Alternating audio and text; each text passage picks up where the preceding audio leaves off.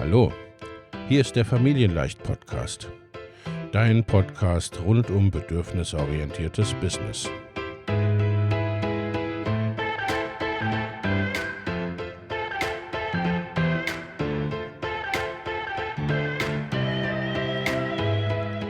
Für Mütter und vielleicht auch Väter, die ihr Leben und ihr Business im Einklang mit sich selbst und ihrer Familie gestalten wollen. Familienleicht eben. Und das auch im Business.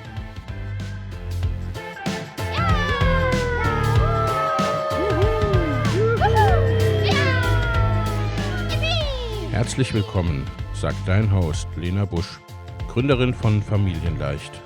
Und immer auch mal wieder mit dabei Michael Busch, ihr Ehemann und Partner in Crime, Love, Family and Business. Viel Spaß mit deinem Familienleicht-Podcast. Hallo und herzlich willkommen zu einer weiteren Folge des Familienleicht Business Podcasts.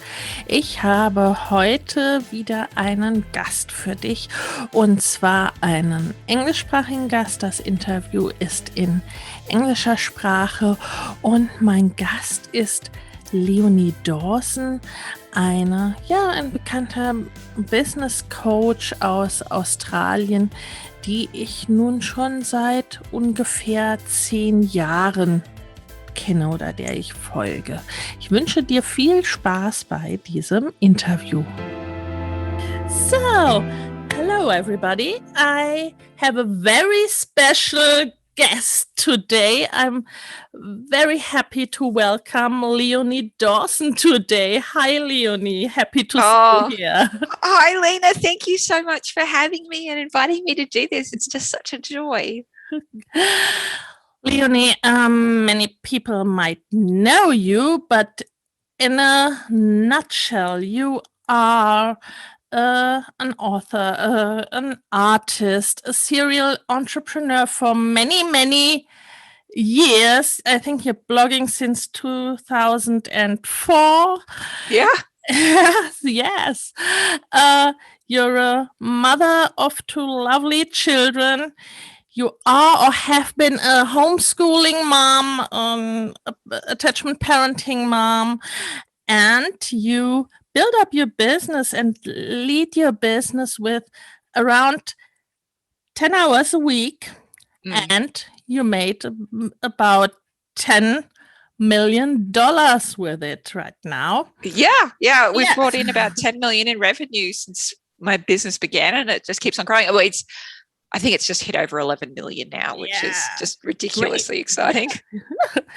Which is great, and which makes you, literally a role model. Have I forgotten something you want to add?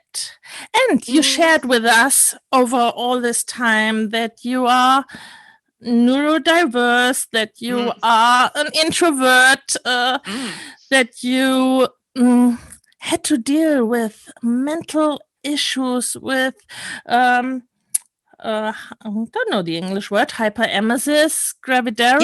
Yes, yep, that's it. I think it was, and I learned to know you because I suffered with this myself. I'm so sorry. It's just horrifying, isn't it? It is. It really is. And for me, from the very first beginning, I think it's around, it has been 10 years now or something. Must have been 2012, 2011 when I learned to know you. And it was from the very first start that you were a role model for me, because there were nobody who did business as you did, as a mom with 2 little children, homeschooling and all that stuff. And who were as a business coach, who were not with like a blazer and all that stuff, and who combined everything you love, you are. And for you, was this clear from the very beginning that you would do all this, that you would show all this? Yeah, it was. I mean, I had no clue that it would go on to be as financially successful as it was, and that wasn't my motivator. My motivator really was I wanted to have a creative career. I wanted to create the things that were inside me in whatever form that came, whether that was with artwork or books or teaching. I knew that eventually I'd want to have kids and that would be my biggest focus. I didn't want to replicate a job into my own business where I had to work 40 hours a week or more and have my kids in daycare or whatever. It's not something that I wanted to do personally. It's awesome, when other people are like, yep, that's totally the right path for me. For me, it was like, no, I want to be there and spend as much time as I can with my kids. And so once they came along, it was, my business was in the format it needed to be in. And it also really helped that I had my first baby was a challenging baby who didn't sleep. And so I had very little time to work. And so the business really had to be crafted in the very tiny hours. So it's, 10 hours a week, and I needed to be the primary breadwinner for our family because I'd asked my husband to retire from his job in order to be at home with us. So it was just a matter of like, this is what actually needs to happen. So it's going to happen and I'm going to make it so. And I feel really grateful that it led me to where I am now. Yeah, and it makes you very focused from the beginning right now to be the breadwinner and to have the challenging little baby and everything. So you said you asked your husband to retire. So this was an early decision? Yeah, it was. It's been about 10 years since he's been home with us. So pretty much as soon as we got pregnant, we started talking about how we wanted our life to look. And he worked through until I think our baby was about 3 months old. And so I had maybe a couple of months of parenting by myself. And I was like, I'm not a fan. Like, I want to spend time with the kids, but I don't want to be like the only one there because that's going to drive me crazy. It was hugely intense. Like, I wanted to be a present mum, but I think doing it on our own is a very unnatural thing. Yes, I think so too. And it's, so it takes a lot. And so you did this decision. And how did you organize your business and you as a family from the start? Because it has to be a big focus, at least to earn the money a family needs, right? With this little hours. I wasn't necessarily very organized. I was just like on the hunt to see when I could actually fit an hour in. And so, even though I'm a morning person and would probably prefer to have been able to create in the morning or whatever, that's when my kid needed me the most. And so it was when she would go down for a very short afternoon nap that I would be able to escape from her grips for an hour or so and run to the nearby park and work up a tree or whatever. And I guess like the organization was just that focus. Like, okay, what is it I need to do today in the next, I've got 1 hour, maybe 2 if I'm lucky, before my husband calls me with the kid just screaming because he doesn't have boobies. So what is it I need to do in order to make cash today? Like cash. And that kind of extreme focus means that you have to let go of all the rest of the important stuff. Even though businesses can be very busy, there's actually a lot of stuff that you can just kill off. You totally can kill off so much stuff. Just do the bare essentials and just focus on a business model that's going to enable you to scale your income without working more. Yeah. So how did you find your business model or the things that bring in the cash from the very beginning? For me, like I've experimented with all different kinds of things. Like I've done one-on-one coaching, I've done retreats in person, I have done, I've worked at, like I've sold stuff at markets. And what I ended up discovering was that when I started creating e-courses online, it was kind of perfect in that I could create something once and it could go out and be sold, to thousands and tens of thousands of people for years to come, just from creating something once. And the same with books. Like, I've sold over $1 million in workbooks now because I create goal planning workbooks each year. Oh, there's a breeze there. Again, it's like, books don't have as much profit in them as e-courses, but they were a really great kind of entryway for people to begin working with you and then eventually invest in online programs and stuff like that. So now I don't offer any one-to-one ways people can work with me. Not that I don't think that that's a great business model. It's just that this is totally in my wheelhouse and it means I get to work much less. Yeah, because it has to fit into an amount of hours, right? Yeah, and you can absolutely like charge very high prices so that you're earning the amount that you want to. But for me, it's just through experimentation and offering one-to-one stuff. I just love creating programs that can help tens of thousands of people. Yeah, so I think it's very much about what fits to you as a person, to your clients, to your community, and to have at least it has to be a little bit scalable. And also what you did over all these years were very, I won't say hard decisions, but strict decisions. So you, for example, you closed your academy after, I think, many years you did it, right? Yeah, it was 9 years all up that I ran it. You had, I think, a bigger team and decided really to go down from, let's say, 5 or 10 people. No, I had up to 25 people at one point. Yeah. And now I have one part-time assistant and it's amazing.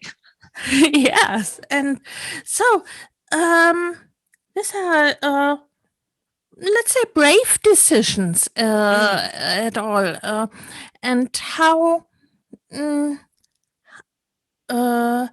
did you do this? How did you come to such decisions and say, okay, this is the way we are going now. This is the way I decide. So with the team, it was more like, okay, I think, my business was just growing so quickly and I needed to either kind of change my business model or outsource and work with another company or number of companies, or I needed to hire new staff. So I tried hiring new staff and I tried what it was like to manage staff, and it turns out I hate it. Like I really hate managing staff because I just don't feel like I was born to manage people. I was born to come hide away in my little turquoise office and be left alone and make stuff. And when I have to manage staff, that really just messes me up. It just really infiltrates my brain space and doesn't enable me to create and do the work that I want to do in the world. So, it was really painful to go through that. And it didn't happen all at once. It kind of went over a few years in that, like, when staff would leave or whatever, I just wouldn't replace them just to see how it felt. And it was just kind of through natural attrition and a couple of, like, I had to fire a couple of people for different reasons. And eventually it sort of sculpted back into being where it needed to be again. And it feels really light and good and absolutely the right thing to do. And with the academy, there wasn't anything particularly dramatic about it, just that I'd been doing the same program for 9 years and I loved it. And, I'd had people who renewed every single year for 9 years and had an amazing retention rate, and it was still making gads of money. I just felt like it was time for something new.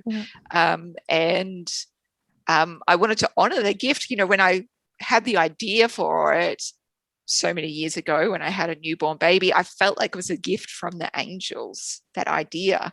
And I felt like if I ignored that kind of soul nudge to close it, then I would be dishonoring that gift that had brought me so much abundance.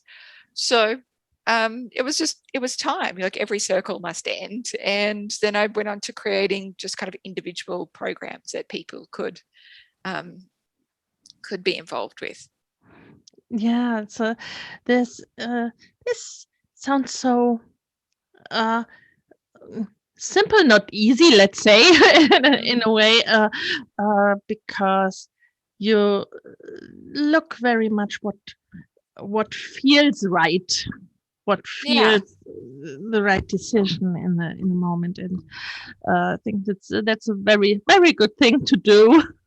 Yeah, I mean, and I'm still cautious. So, like, I still built up like other income streams to take, to make sure that I could cope with the loss of closing my big program. But I just feel like it's important to follow those nudges. Yeah, because as you say, it took some time, or it took some years, and I think sometimes it's easier to build up something as a team than to build it down, to downsize it again. And in the end, as an employee, I had, I think, 10 employees, and to manage people is a job itself, right? So it takes a lot of time and, as you say, headspace and everything. It didn't fit for you. And what you also said is that to replace income streams as an employee in the beginning, and when you started the business, and then when you decided to change business models. And with that, you also looked and tried what fitted best, or how did you deal with that? Yeah, it was just it's really, like, I call it playing. It's an exploration. Like, people are always like, what's the best business model for me? And I'm like, I don't know until you actually play and see what fits. It's like, I just feel like business is a constant experiment, really. Yeah. And also, what might feel right to you 2 years ago may no longer be the right fit. So you actually just need to play and explore and experiment and see what is right for you. Yeah, entrepreneurship is kind of a game. Yeah. And what you also did in the past was to share your experiences, as I said, about mental health, about hyperemesis, and even in the academy or in the free stuff, you provided this to your community as well. So this was something you wanted to share, or what came out of your community as well, because they resonated with what you wrote, or how did this happen? So I created the Hyperemesis Gravidarum, the illustrated zine. It was actually, I created it for me because it was like a year after I'd had my second daughter. So it was a year since I'd had hyperemesis, but I realized I was still holding on to a lot of the trauma and sadness of it, because it was just an enormously painful thing to go through.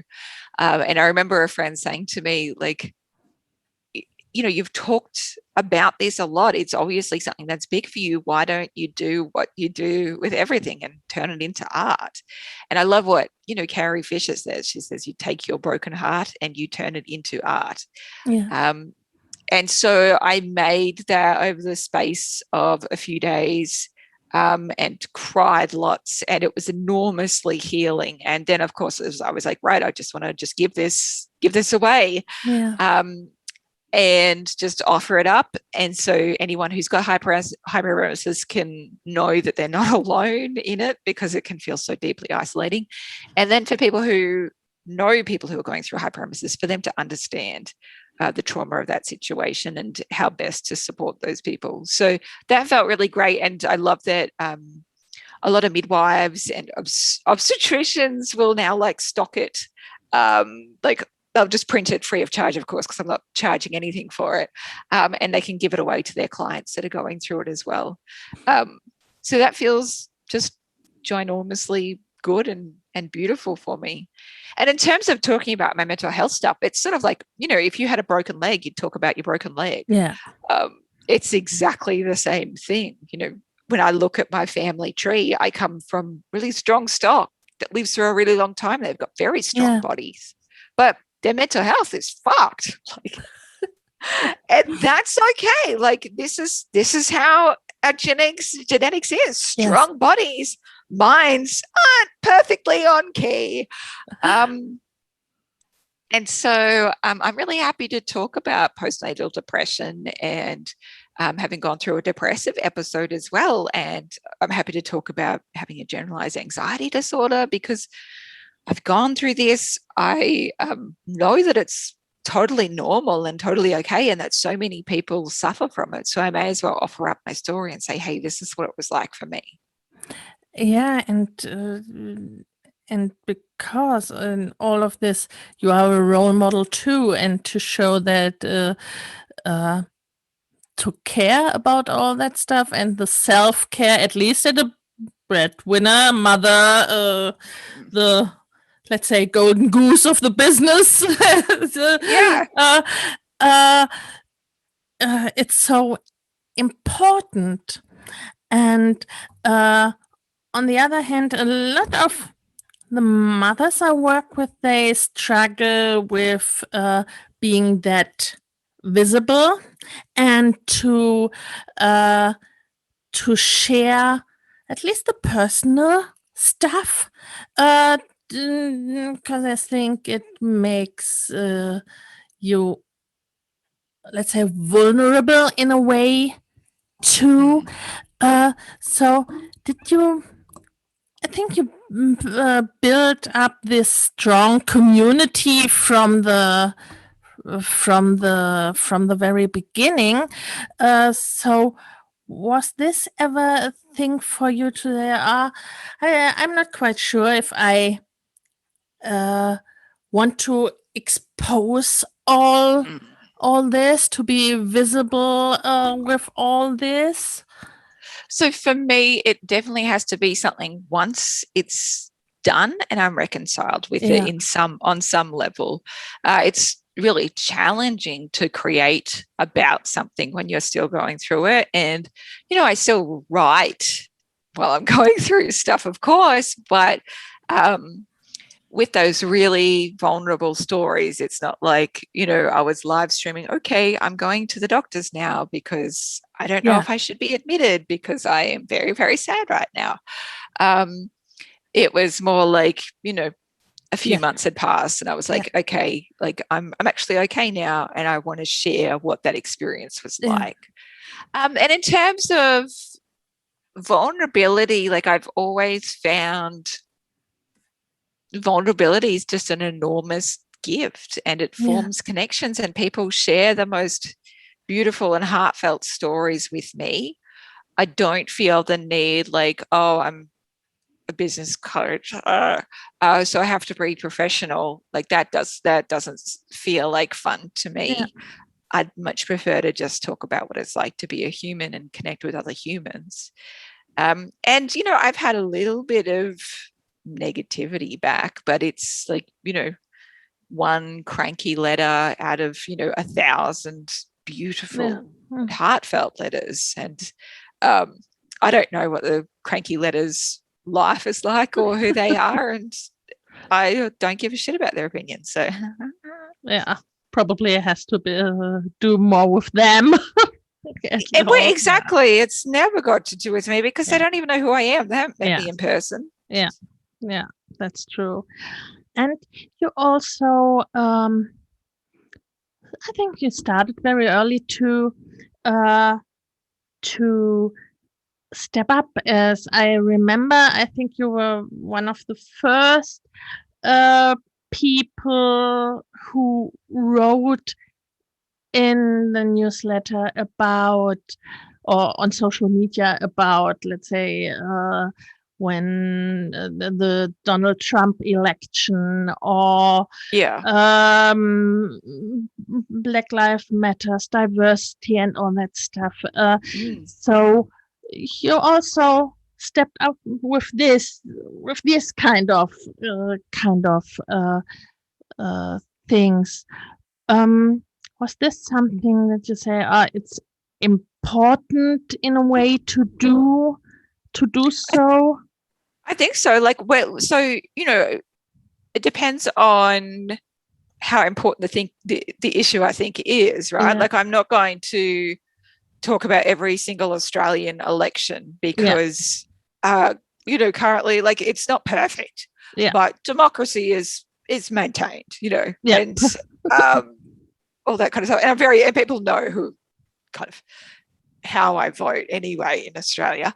But when it came to Trump, I just felt like, this was before he even got elected. I made a very big call out to people very early. Yeah. Do not vote. This is do not vote for him. That is a very bad idea. Looking at the parallels between him and Hitler and the rise of white supremacy and the fall of democracy and all that kind of stuff. And I hoped that my biggest fears weren't going to come true. And not all of them did, but a lot of them did. During his reign, just to say, I feel like as somebody who has a platform, I have to talk about the things that I think are very important. And so I have to talk about racial justice and social justice issues, and I have to talk about the climate crisis and what I'm learning and how we can all improve, really. I think it's a responsibility that comes with this beautiful gift of a job. Yeah. So maybe one last question, I think. What were the biggest challenges you faced in your, or as a business owner with family, over when you take it over all these years? And what is your best tip, let's say, to deal with the challenges that come up for all of us? Yeah, I think self-care is critical. It's the only way I've managed to keep on going this whole way. For me, that means every weekend afternoon I have solo mama retreats. So I let my children run wild and they can play Minecraft with their dad or whatever. I don't care. Just leave mommy alone. And that's time where I read in bed, I take e-courses, I do art journaling, and really just consciously fill my well. And I have my little daily habits tracker of good habits that I want to incorporate, and, make it a priority that I constantly fill my well, because I've absolutely gotten to the point where I've depleted my well completely and run out of all steam. And doesn't create good things for my family, and it doesn't create good things for my business. So whatever I can do to stop that, that's great. That's great. Thank you so much, Leonie, for sharing all of this with us. And so, where can people find you? Because you quit social media for business right now. Yeah, I don't do social media, and it's been life-changing. I am over at leoniedawson.com. I blog every day at the moment. You can sign up to get my daily-ish newsletters or my weekly-ish newsletters. And I constantly send free shit and marketing advice and life advice, business tips, money tips, book writing tips, and creating e-courses and stuff like that. So if you are into that kind of stuff, you should absolutely be on my website, and you should absolutely be on my newsletters. I've got like 50-something thousand people who get my newsletters, and that's been going for, I don't know, I think 17 years now, 16 years. Yeah. Great. It's so amazing. In the end, I ask all my guests the let's say the best tip or the most important thing you want to share with people, or when let's say what comes up right now. I just wanted you to know that you don't need to be anything but what you are, and that you were born for a really important reason, and you have big and bold gifts to share. And it's not your job to judge yourself or second guess. Your job is just to turn up and create and share what's inside you. And that is how miracles are unleashed, and that is how the world heals. Thank you very much. Oh, thank you, Lena. Many blessings to you. Thank you. Thank you. Bye. Bye. Wenn dir der Familienleicht-Podcast gefällt, dann abonnier ihn doch einfach und lass uns auch gerne eine Bewertung bei Apple Podcast da. Hab eine gute Zeit und bis zum nächsten Mal.